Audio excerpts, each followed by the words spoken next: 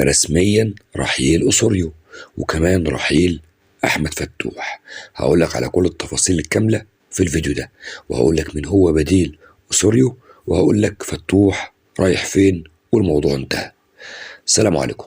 في البداية يا اخوانا صلي بينا على النبي ونزيد النبي صلاة، وكمان ندعي لأهلنا واخواتنا في غزة وفلسطين ان ربنا ينصرهم. وكمل الفيديو للنهاية عشان أعرفك كل التفاصيل، واشترك في القناة لو لسه ما اشتركتش، وفعل زر الجرس، وحط لايك للفيديو وشيره. وتعالى أقولك على التفاصيل الكاملة إن خلاص أوسوريو تسريبات من داخل نادي الزمالك إن أوسوريو يوم الأحد هيلم شنطته ويتكل على الله يروح بلده. وكمان هقولك مين بديله دلوقتي. بديله هو جروس أبدى موافقته إنه يجي نادي الزمالك، خصوصا بعد ما عرف إن مرتضى منصور ما عادش ليه أي علاقة بنادي الزمالك. والتسريبات دي طلعت النهارده بعد هزيمة زد 2-1، خصوصا إن دي تاني هزيمة ليه الأوسوريو على التوالي.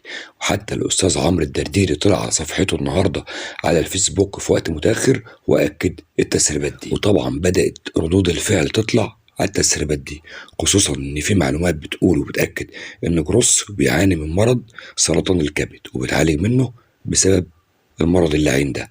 وطبعا بعض الناس بدأت ترفض وجود جروس في نادي الزمالك. وزي ما خرج تسريب لأوسوريو انه خلاص هيرحل عن نادي الزمالك وان ادارة نادي الزمالك هتتخلص منه، كمان طلع تسريب لأحمد فتوح انه مضى لنادي زد، وانه في اخر الموسم هيتنقل رسمي لزد. ولكن كان مستني يشوف رد فعل نادي الزمالك، وكمان مستني يشوف نادي الزمالك هيوافق على الشروط وطلباته اللي حاططها عشان خاطر يجدد عقده لنادي الزمالك ولا لا. ولكن رسميا في التسريبات دي احمد فتوح لنادي زد.